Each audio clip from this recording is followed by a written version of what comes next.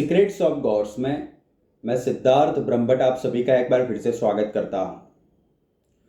और इस वीडियो में आपको ये बताऊंगा कि अर्जुन का गांडीव और कर्ण का विजय धनुष दोनों में से शक्तिशाली कौन सा माना जाता है।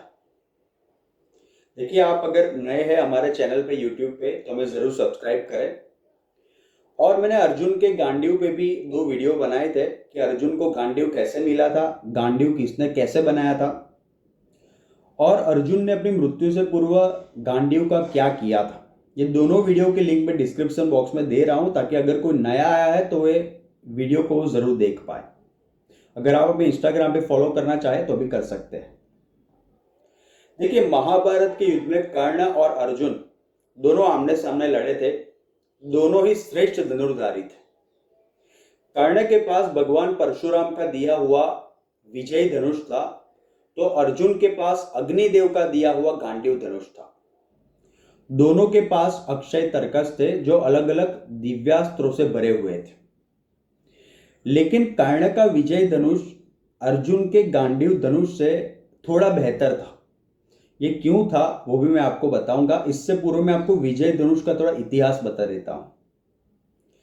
कहते हैं कि विजय धनुष का निर्माण भगवान विश्वकर्मा ने तारकासुर के 3 पुत्र जिन्होंने 3 नगरी बनाई थी उसका विध्वंस करने के लिए इसका निर्माण किया था और भगवान शिव को यह दिया था। एक अलग भी मत है, कई लोगों का ऐसा भी मानना है कि शिव जी ने त्रिपुरासुर का संहार अपने पिनाक से ही किया था। लेकिन दूसरा मत यह है कि विश्वकर्मा ने विजय धनुष बनाया था, उससे भगवान शिव ने पाशुपतास्त्र का संधान करके त्रिपुरासुर का अंत किया था और भगवान शिव ने बाद में ये विजय धनुष इंद्र को दे दिया था। अभी भगवान परशुराम ने जब शिव जी की कठिन तपस्या की थी तब भगवान शिव से उन्होंने हय वंशी क्षत्रियों का विनाश करने के लिए विजय धनुष शिव जी से मांगा था। इसलिए शिव जी ने यह धनुष इंद्र से मंगवा कर परशुराम को दिया था और परशुराम ने विजय धनुष कर्ण को दिया था। इसलिए कोई सामान्य धनुष नहीं था क्योंकि परशुराम ने इसका इस्तेमाल किया था और इंद्र भी इसका इस्तेमाल कई बार कर चुके थे। कई बार इसका इस्तेमाल करके उन्होंने बहुत सारे असुरों और राक्षसों का संहार किया था। अभी अर्जुन अपने गांडीव से पाशुपतास्त्र, नारायणास्त्र, ब्रह्मास्त्र ये सब छोड़ सकते थे तो कर्ण भी अपना धनुष इस्तेमाल करके ये सभी अस्त्र छोड़ सकते थे। जितने अस्त्र अर्जुन छोड़ सकता था उतने ही सभी दिव्यास्त्र का संधान कर्ण भी अपने विजय धनुष से कर पाते थे। विजय धनुष को धारण करने के कारण कर्ण को विजयधारी भी कहा जाता है। अभी कर्ण का धनुष अर्जुन के धनुष से श्रेष्ठ क्यों था वो मैं आपको बता रहा हूं। जब महाभारत की युद्ध भूमि में दोनों के बीच में भीषण संग्राम चल रहा था, जब अर्जुन कर्ण के रथ पर तीर चलाते थे तो कर्ण का रथ काफी पीछे चला जा रहा था और जब कर्ण अर्जुन के रथ पर तीर चलाते थे तो अर्जुन का रथ थोड़ा ही पीछे जाता था।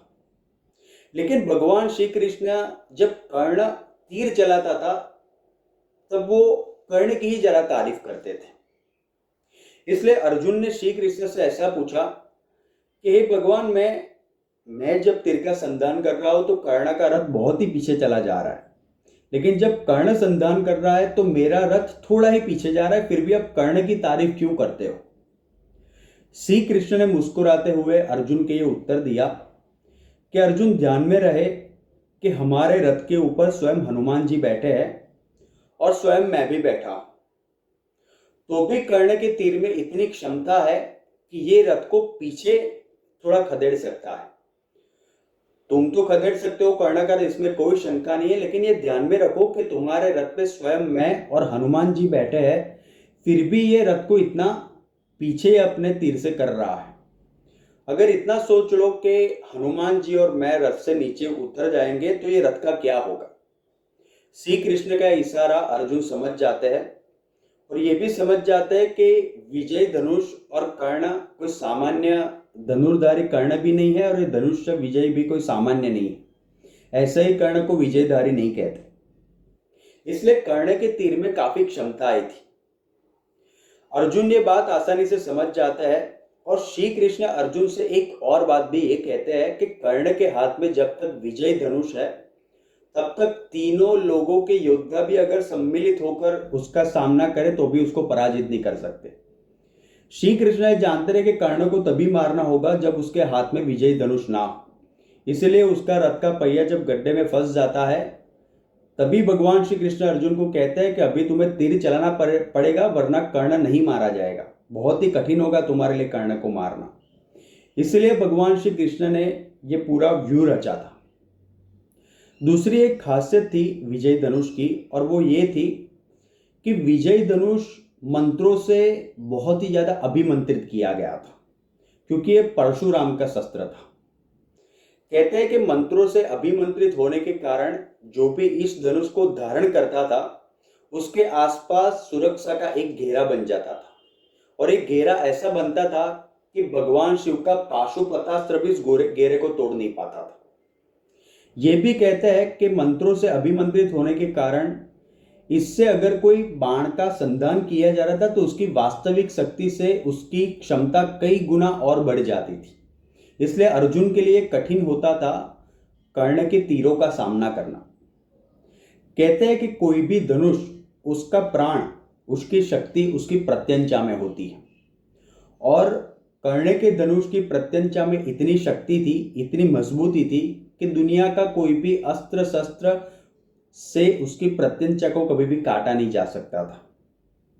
इसलिए हम ये कह सकते हैं कि कर्ण का जो विजयी धनुष था वो अर्जुन के धनुष से थोड़ा बेहतर था, क्योंकि जिस रथ पर स्वयं रुद्रावतार हनुमान जी बैठे हैं, स्वयं सृष्टि के पालनहार श्री कृष्ण बैठे हैं, वो रथ को अपने तीरों से पीछे खदेड़ देना। इसलिए श्री कृष्ण कहते थे कि कर्ण सामान्य नहीं है, इसलिए इसको अभी जब उसके हाथ में विजय धनुष ना हो तभी उसको मारना पड़ेगा, वरना अर्जुन के लिए बहुत ही मुश्किलियां बढ़ जाएगी। धन्यवाद। आप हमारे चैनल पे सब्सक्राइब करें, कमेंट्स दीजिए, इंस्टाग्राम पे भी हमें ज़रूर फॉलो करें। Thank you so much.